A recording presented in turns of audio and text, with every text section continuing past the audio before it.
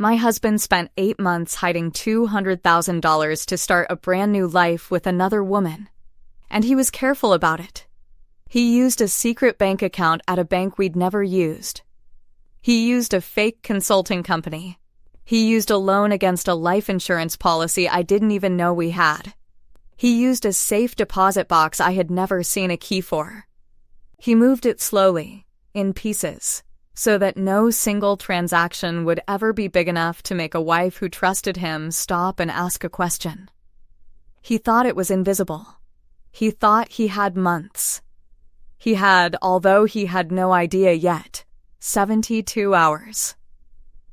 Because the afternoon this story really begins, I had just pulled the very first loose thread, and over the next 3 days, I unraveled the entire thing, cent by cent, until there was nothing left of his secret life but a number on a page and the look on his face when he realized I'd found all of it. 6 hiding places, 3 days, and not one raised voice. I'm going to show you exactly how I did it step by step, the way you'd break down a heist, because if it can happen to me. A woman who genuinely believed she had a happy marriage, it can happen to anyone. So let me start at the beginning. Step 1. But before I do, I want to ask you something, and I genuinely want your answer in the comments. Do you actually know where all of your household's money is right now? Every account, every policy, every dollar. Be honest with yourself, because I would have told you, with total confidence, that I knew exactly where ours was. And I was wrong by $200,000. Tell me in the comments, do you really know? I read every one. Here's what you need to understand about me first, because it's the reason this worked. I am not a finance person. I never was. I'm an organized person. I run a busy medical office. I keep calendars and records and color-coded folders for 60 doctors, but money, the big picture money of our marriage, was always Mark's department. That was the deal we made early. He was good with it. He enjoyed it. And I trusted him completely. I handled the day-to-day. He handled the future. For 11 years, that arrangement felt like partnership.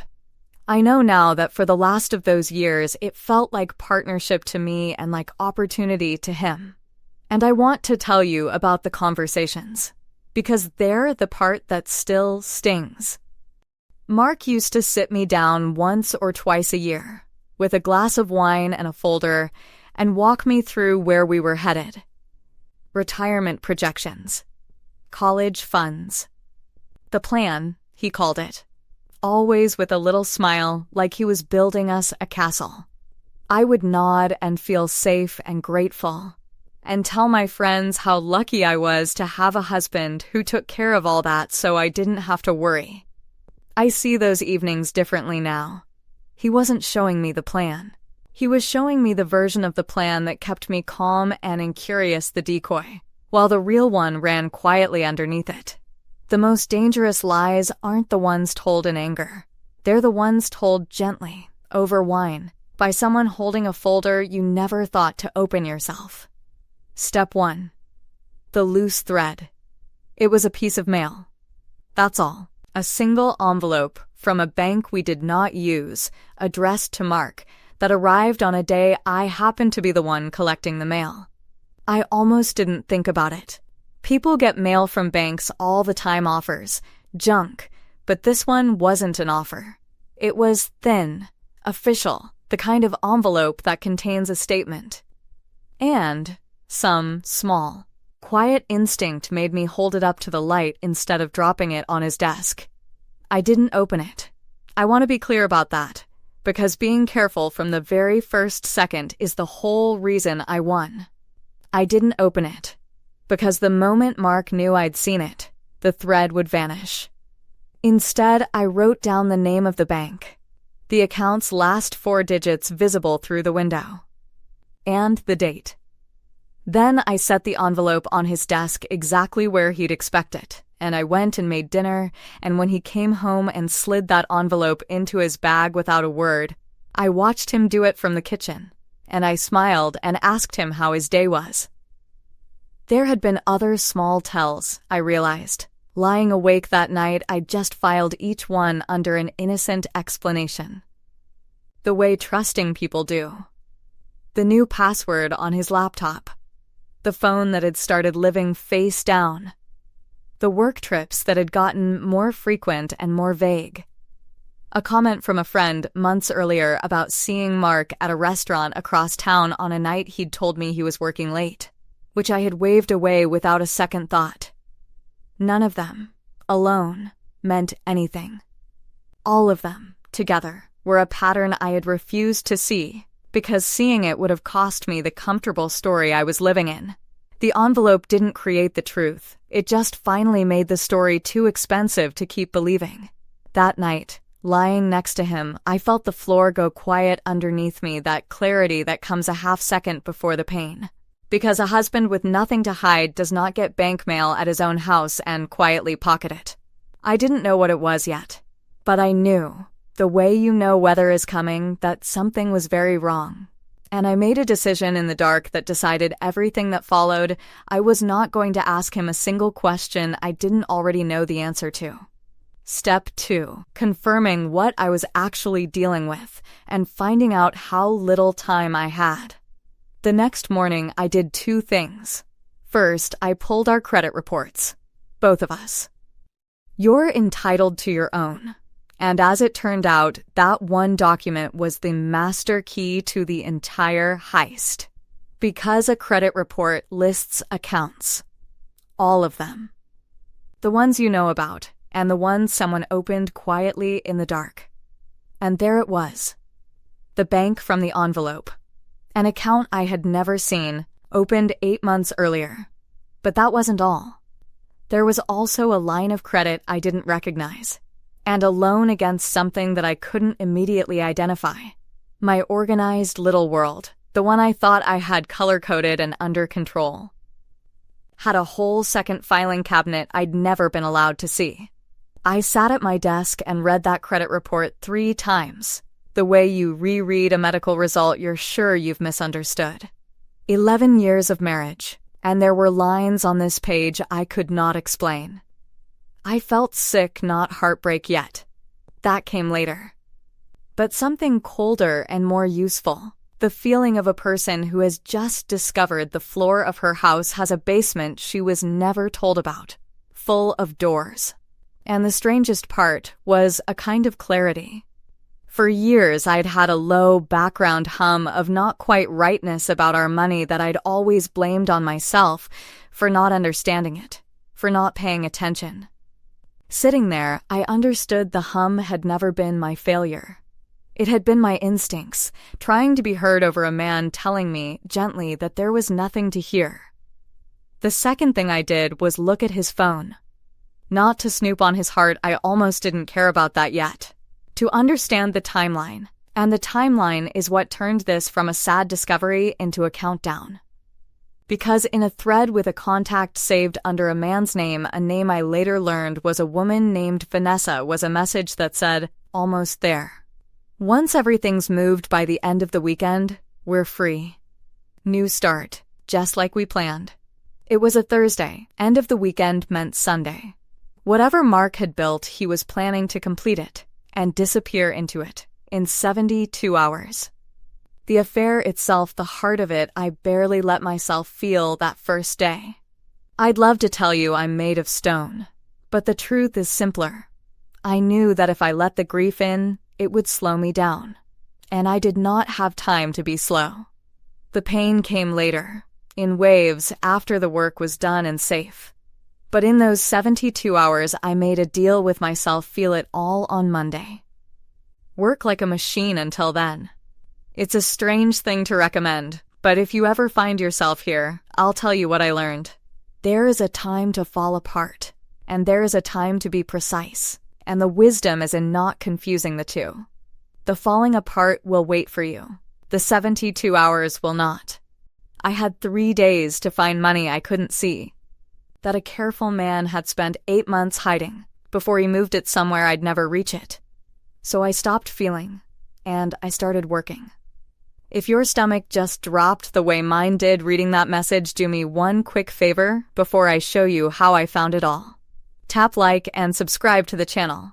I'm not asking for nothing. These calm, methodical revenge stories get buried by the algorithm unless people actually engage, and your one tap is the only reason the next one reaches a woman who is, right now, about to be left with nothing she didn't know to protect. And believe me, the places he hid this money are the part you need to see. Step 3. Mapping the hiding places. I sat down at my kitchen table on Thursday night with my credit reports, our last 2 years of tax returns, and a legal pad, and I treated my own marriage like an audit. I made a list of every place a person can hide money, and I went hunting for each one. This is the part I most want you to remember, because this is the part that could save you. I made coffee at 10 at night, and I did not go to bed.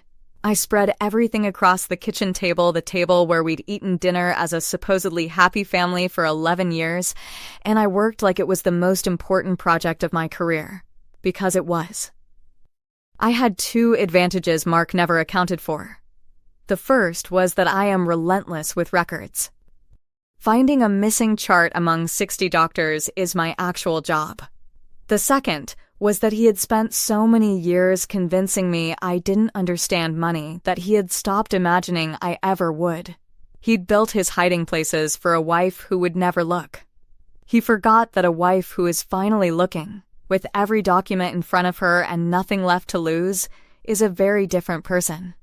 I called my sister at 1 a.m. that first night. I didn't cry. I just said, I need you to not ask me questions, and I need you to let me work at your house tomorrow. And she said yes, the way family does, and that single yes was worth more than any of the money. Because the hardest part of those 3 days wasn't the tracing.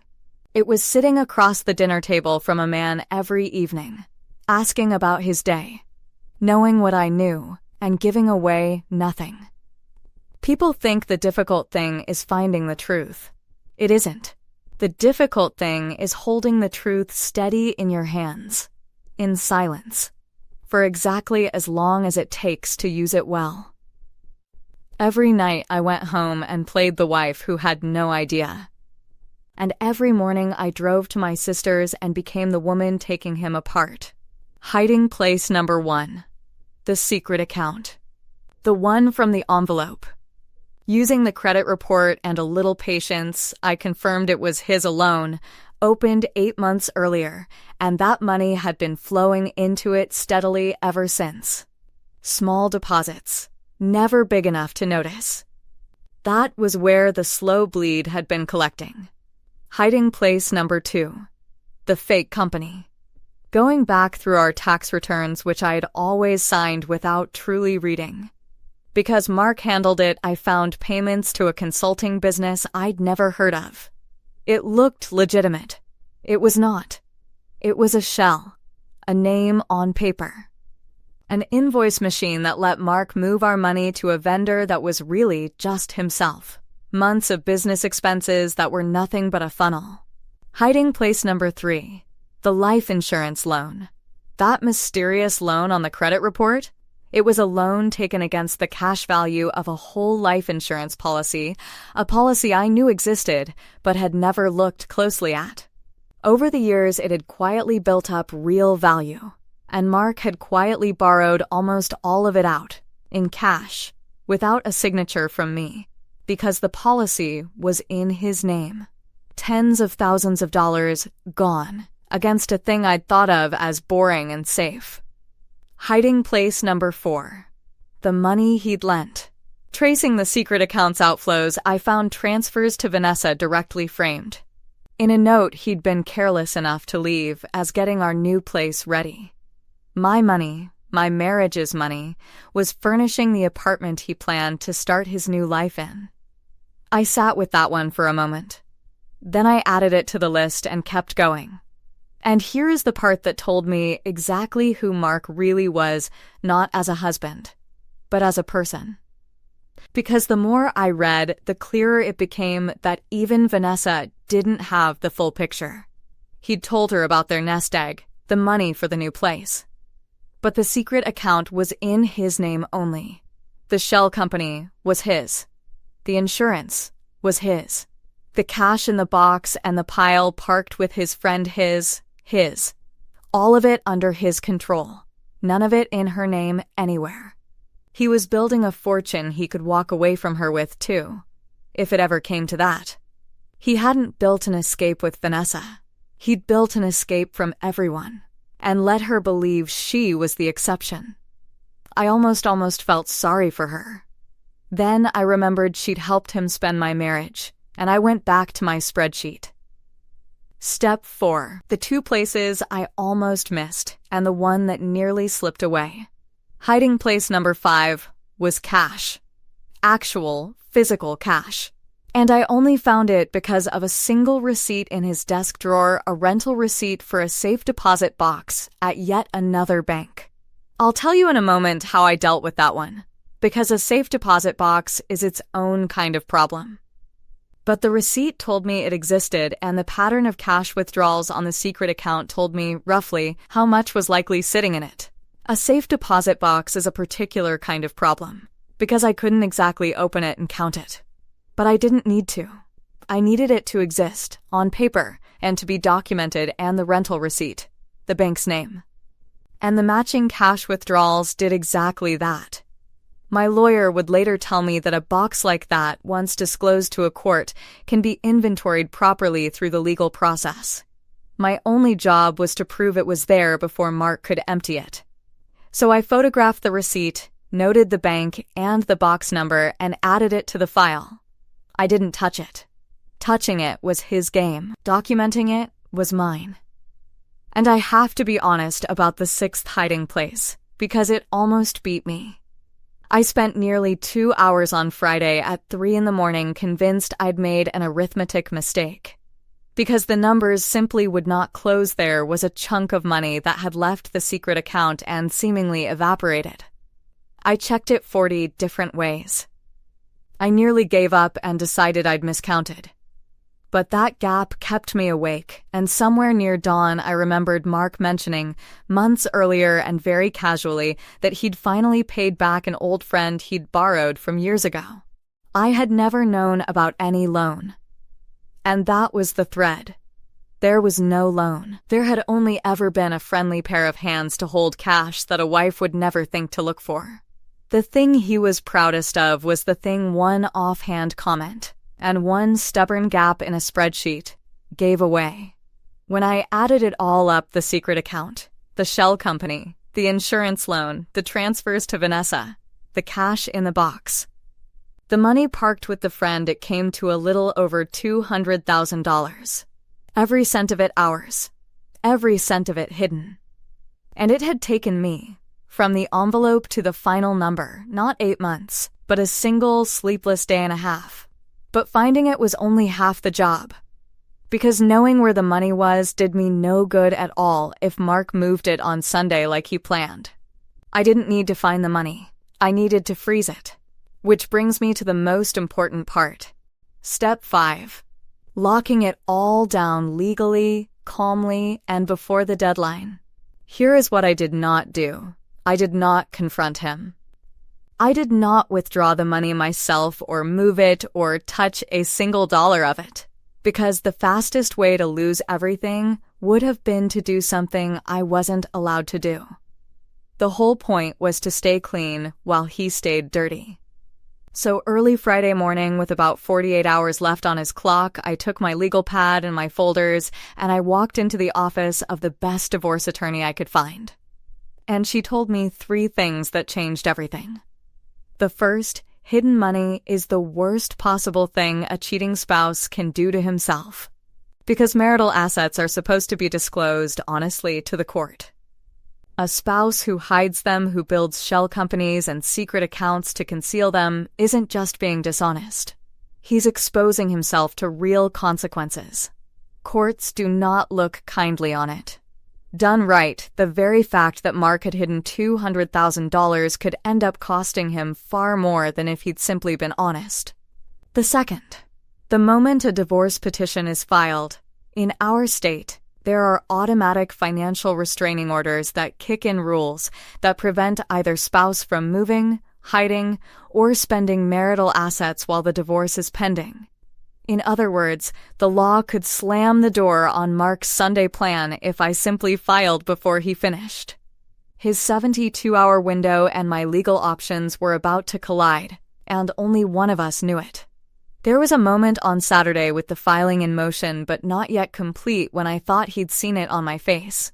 He came home early, unexpectedly, while I had documents spread on the bed, and I heard the garage door and had perhaps 10 seconds. I swept everything into a drawer, grabbed a basket of laundry, and met him in the hallway folding a towel, my heart going like a drum. He asked a little too closely what I'd been up to.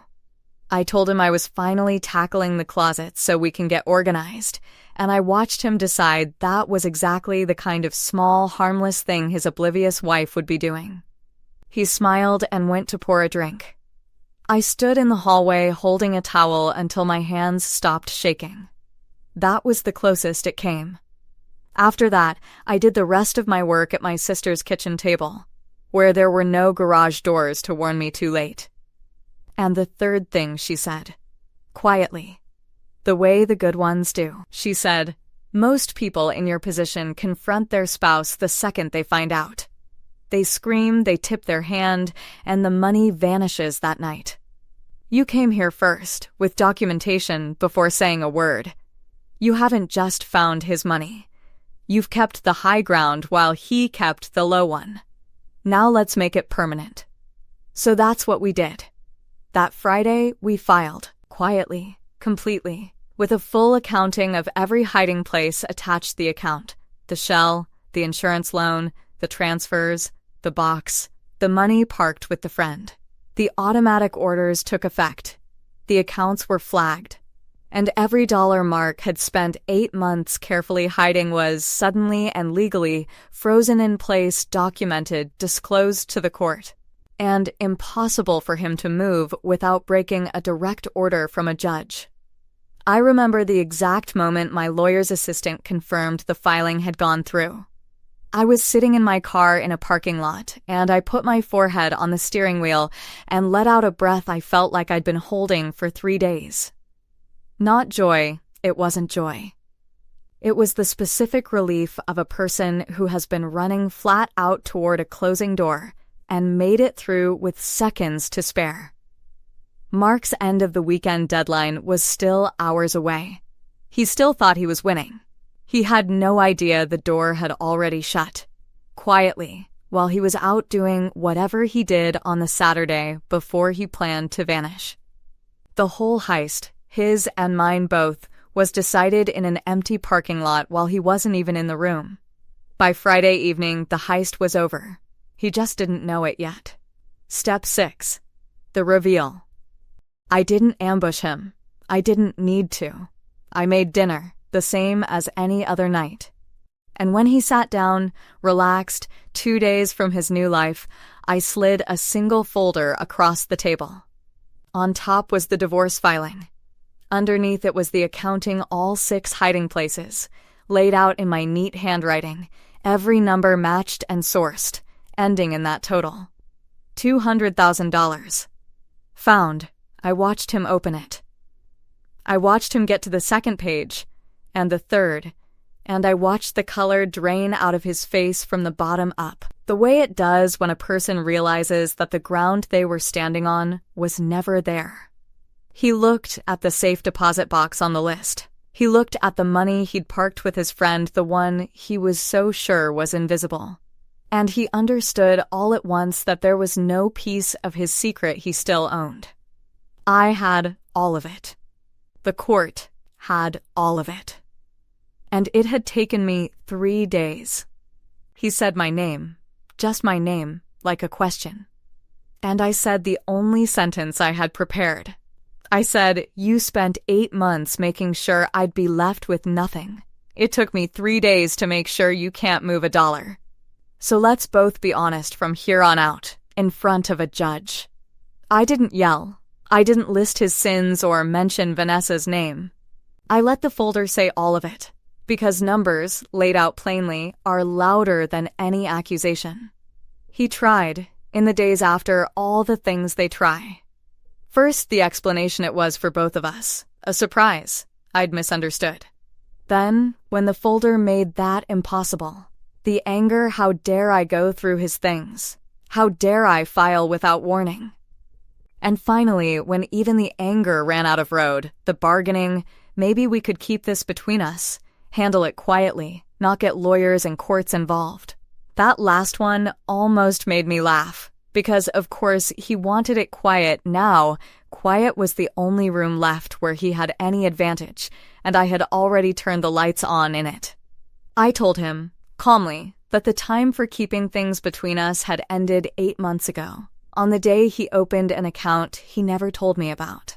The thing he never understood, the thing men like him never seemed to understand, is that he hadn't been undone by rage or revenge or some dramatic scheme. He'd been undone by attention. By a wife who finally read the documents, pulled the report, matched the numbers, and walked into a lawyer's office before she walked into an argument. There was no trick. There was only the boring, patient, unglamorous work he had spent years betting I would never bother to do. He didn't lose because I outsmarted him. He lost because I finally looked. The divorce was not pleasant, but it was, in the end, almost simple because there was nothing left to argue about. The money was all on the table, every cent of it, exactly because he'd tried so hard to hide it. His concealment, the thing meant to leave me destitute, became the thing that handed me the stronger position. I walked away with my fair share and then some, and with my dignity entirely intact. Vanessa, I heard, did not stay long once the new start she'd been promised turned out to be frozen by a court order and attached to a man who'd just lost badly. There isn't much of a fresh start to build on $200,000 you're not allowed to touch. What surprised me most, in the months after, wasn't the money. It was how light I felt. For years I'd carried a quiet, nameless anxiety I'd assumed was just part of being an adult with a mortgage. It turned out that anxiety had a source, and the source had a face, and once he was gone and the numbers were finally mine to see in full daylight, the hum in the back of my mind simply stopped. I learned our finances from the ground up not because I had to anymore, but because I was never going to be a stranger in my own life again. I keep my own folder now. Color-coded, of course. And if you'll let me leave you with one thing, not as a finance expert, because I never was one, but as a woman who trusted the wrong person with the part of her life she didn't watch closely enough, it's this. Trusting someone you love is beautiful. But trust and attention are not the same thing, and you are allowed to have both. Know where your money is. Read what you sign. Pull your own credit report once a year, not because you're suspicious, but because it is yours and you have every right to see your own life clearly. You can hand someone your heart without handing them your blindfold. The people who truly love you will never mind you knowing exactly where things stand. Only the ones with a plan ever do. There's one more thing, though. About 4 months after the divorce was final, I got a phone call from Mark's old friend, the one who'd been holding that last hidden pile of cash, the 6th hiding place. He was nervous, and he wanted to tell me something about where some of that money had really come from in the first place, long before the affair, something that turned my stomach all over again. What he told me, and what I did with it, is a story entirely its own. And it might just be the most satisfying one yet. It's right there on your screen. You are going to want to see how that one ends.